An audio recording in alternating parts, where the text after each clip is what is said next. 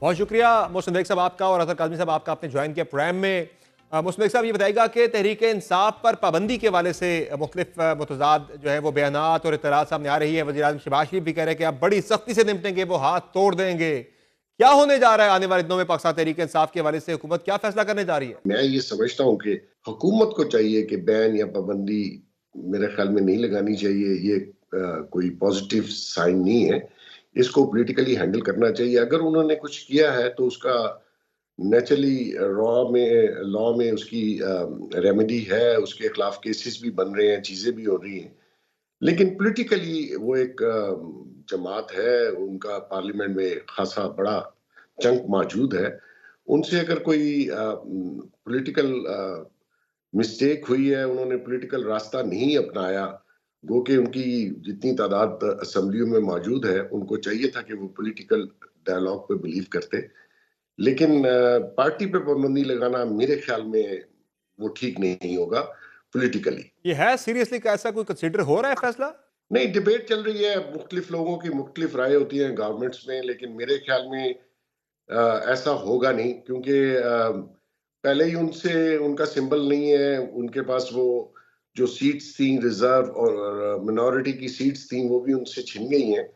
तो पाबंदी लगाना काउंटर प्रोडक्टिव है, इसको पॉलिटिकली हैंडल करना चाहिए और पॉलिटिकली मुकाबला करना चाहिए। मोहसिन बेग साहब, जाहिर है फाइनल कॉल का इसे नाम दिया गया था। फाइनल कॉल है जी, एक बहुत बड़ी हाइप इसके लिए क्रिएट की गई थी कि इस फाइनल कॉल के जरिए ही इमरान खान साहब को रिहा करवाया जाएगा। और इतनी हाइप के बाद जिस तरह से नाकामी से दो चार हुई है पाकिस्तान तहरीक इंसाफ की फाइनल कॉल, उसके बाद दोबारा आपको लग रहा है कि ऐसी कोई कॉल दोबारा से तहरीक इंसाफ दे सकती है, वो कामयाब हो सकती है? क्योंकि ज़ाहिर है एक ऑप्शन यही बचा था पाकिस्तान तहरीक इंसाफ के पास के लोग निकल आए सड़कों पर। खान साहब भी यही सोच रहे थे कि इतने लोग निकल आएंगे जनाब के हुकूमत घुटने टेकने पर मजबूर हो जाएगी। जाहिर है धरने के अंदर जो लॉन्ग मार्च के अंदर जो मिस हैंडलिंग हुई उसका तहरीक इंसाफ को बड़ा नाकाबिल तराफी नुकसान हुआ है। अब आगे चल के इसका मतलब है कि खान साहब की रिहाई वाला जो मामला है ये फिर अब लंबाई लटक गया है। जी समर, बेसिकली इस वक्त जिन लोगों के हाथ में पीटीआई की बागडोर है उनसे आप कुछ भी तवक्को कर सकते हैं। वो कभी भी ये कह सकते हैं जी दोबारा चलेंगे, ये नॉन सीरियस बातें हैं। खान साहब की रिहाई इस तरीके से मुमकिन नहीं थी, वो किसी जगह भी हो तो मुमकिन नहीं हो सकती। हाँ, आपने एक इम्पैक्ट ये जरूर डालना था। अगर आप यहाँ पे बैठे रहते, संजानी में ही बैठे रहते, आपका इम्पैक्ट बहुत अच्छा पड़ना था। गवर्नमेंट के ऊपर प्रेशर रहता है, आपकी न्यूसेंस वैल्यू बनती रहती, आप अपनी डिमांड्स देते, आप गुफ्तगू में शामिल हो जाते। तो ज्यादा नहीं, थोड़ा नहीं, कुछ ना कुछ लेके आप यहाँ से जाते। अभी तो आप देखिए किस किस्म का फैसला हुआ, जिसपे जो मेजोरिटी पीटीआई के जो लोग थे वो इस फैसले के हक में नहीं थे कि हमें डी चौक जाना चाहिए। देखें, अभी गवर्नमेंट के लिए भी, कोई भी गवर्नमेंट हो, ये खान साहब की अपनी गवर्नमेंट थी, वो भी इसी तरह रिएक्ट, सरकार कोई भी हो वो रिएक्ट ऐसे ही करती है। उन्होंने बहुत सारे इनको चांसेस दिए कि आप कहीं बैठ जाएं, रुक जाएं, वो नहीं रुके। और जितनी लीडरशिप जो गायब हुई या वर्करों के साथ उस तरह डी चौक पे नहीं पहुंची, वो ये समझ रहे थे कि जो इसका एंड होगा वो अच्छा नहीं होगा।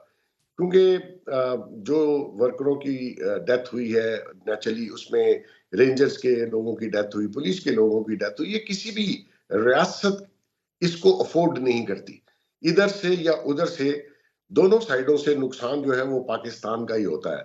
तो मैं ये समझता हूं कि आइंदा अगर इन्होंने कभी कॉल दी इस किस्म की, तो मैं समझता हूं कि उसका भी फॉल आउट बहुत बुरा होगा। आप, इनके लोग भी मुसल्ला थे, इन्होंने भी फायरिंग की। जो पुलिस वाला मरा जिसके गर्दन में गोली लगी, वो भी आप देखें क्राउड में से ही गोली आई। जो दूसरा पुलिस वालों को बुलेट इंजरीज है, नेचुरली वो भी क्राउड से आई। तो ऐसे लोगों को इसमें, इतने बड़े क्राउड में कुछ शर्फ पसंद, कुछ तकरीबकार शामिल हो जाते हैं जिनका मोटिव पॉलिटिकली नहीं होता, उनका मोटिव कुछ और होता है। उनका ग्रज सही। अगर लॉ इन्फोर्समेंट पे होता है तो नेचुरली उसकी जिम्मेदार पीपल्स पार्टी तरीके इंसाफ तो नहीं हो सकती। उन्होंने तो नहीं कहा होगा कि आप असला लेके आए, आप इस तरह के काम करें। लेकिन क्योंकि ब्लेम फिर उसी क्राउड को जाता है जो क्राउड आ रहा होता है। तो मैं समझता हूँ कि इनको आइंदा भी अगर कोई ऐसी कॉल देनी हो तो पॉलिटिकल लीडरशिप को साथ रखें और मुशावरत से फैसला करें। खान साहब इस तरह नहीं छूटेंगे। आप यहाँ पे ये तो 15, 20, 30 हजार लोग होंगे, अगर आप इसमें लाख भी ले आए, तो वो तो अदालतों से ही छूटना है उन्होंने। और अगर कोई और लेकिन बात प्रेशर करनी है डलवा तो के मोहसिन बेग नेचुरली साहब, ये हो ये सकता था कि प्रेशर इतना डाल देते, अगर संजानी बैठ जाते या कोई और हिकमत अमली होती, मुतबादल प्लान होता, कम से कम वो अडयाला जेल से पिशावर जेल मुंतकिल करवा लेते। ये भी एक बड़ी कामयाबी हो सकती थी पाकिस्तान तहरीक इंसाफ की। देखें, वो तो ट्रायल यहाँ पे चल रहे हैं, तो नेचुरली वो यहीं पे रहेंगे। और आजकल भी वो पुलिस की कस्टडी में है, नए रिमांड पे। तो मैं ये नहीं कहता कि इनको क्या मिलता और इनको क्या ना मिलता, लेकिन ये पॉलिटिकली गेन करते। सही। ये देखिए, यहाँ बैठना, पीसफुल बैठना, उसमें हर बंदा ये कहता है कि आपने, गवर्नमेंट ने, अगर ये पीसफुल थे तो ज्यादती नहीं होनी चाहिए। या लेकिन दूसरी साइड पीसफुल नहीं थी, कुछ लोग ये चाह रहे थे। उसमें उस क्राउड में कुछ लोग ऐसे थे, मैं समझता हूं कि वो पॉलिटिकल वर्कर नहीं होंगे। पॉलिटिकल वर्कर गन्ने उठा के नहीं आता। सही है। फिर इन्होंने वहां की जो केपीके की जो कुछ लोग थे, टीयर गैस जो चला रहे थे, वो उनके ऑफिशियल्स थे। और ठीक ये है। टीयर गैस भी कोई प्राइवेट आदमी को तो मिल नहीं सकती। तो मैं ये समझता हूँ कि इससे इज्तनाब करें, जो आपके पॉलिटिकल लोग हैं ठीक है। पार्टी के अंदर। मैं समझता हूँ वो सही सोच रहे थे। वो पार्लियामेंट के अंदर भी है, वो पार्लियामेंट में भी शोर मचा रहे हैं, वो अपनी वॉइस रिकॉर्ड करवा रहे हैं। जी बेग साहब, आपको लग रहा है कि कोई बातचीत का माहौल अब बन सकता है, चूंकि अब तो गवर्नमेंट एक पोजीशन ऑफ स्ट्रेंथ पे आ चुकी है इस फाइनल कॉल की नाकामी के बाद? हो सकती है बातचीत, या फिलहाल चीजें ऐसे स्टेलमेट चलेगा और ऐसे ही बातें आगे, सियासत ऐसे आगे बढ़ती रहेगी, खान साहब जेल में रहेंगे, शायद एक और कॉल की बातें होती रहें, लेकिन उसका होना फिलहाल मुस्तकबिल करीब में नजर नहीं आ रहा? देखिए, अगर तो पीटीआई की ये सोच है कि हम इस तरीके से इमरान खान को रिहा करा लेंगे, तो समझ में आपको लिख के देता हूं, ये नहीं होगा। और रहेगी बात कि हुकूमत पे कोई प्रेशर है, बिल्कुल नहीं है। ये जो बाहर के लोग बयानात देते हैं ना, इसका कोई इम्पैक्ट नहीं होता। आप देख लें, गजा में, लेबनान में इसराइल ने क्या किया, पूरी दुनिया ने खप डाली, कुछ नहीं हुआ। ये इंटरनल मामलात हैं। और खान साहब और पीटीआई को ये सोचना पहले दिन से चाहिए था कि इनको पॉलिटिकल पार्टी से, जितनी भी हैं पार्लियामान में और पार्लियामान से बाहर, उनके साथ आप इंटरेक्ट करें और एक प्रेशर बिल्ड करें। सारी दुनिया में यही होता है। आप समझे कि मैं जत्था लाऊंगा और मुझे रिहाई मिल जाएगी, ये तो अगले 100 साल नहीं होना। सही है। और फिर आप जिनसे निगोशिएट करना चाहते हैं, वो आपसे बात नहीं करना चाहते। वो कहते हैं 9 मई पे बात करो, माफी मांगो, फिर आगे चलेंगे।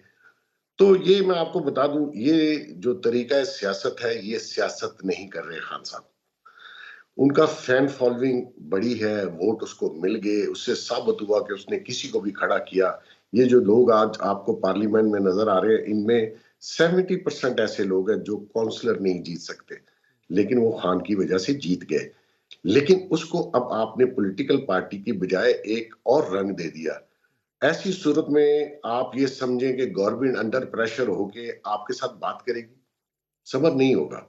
ये सही है। हो नहीं सकता। और ठीक है। इस तरीके की ज़हनियत रखेंगे तो आप कहीं पहुंचेंगे नहीं।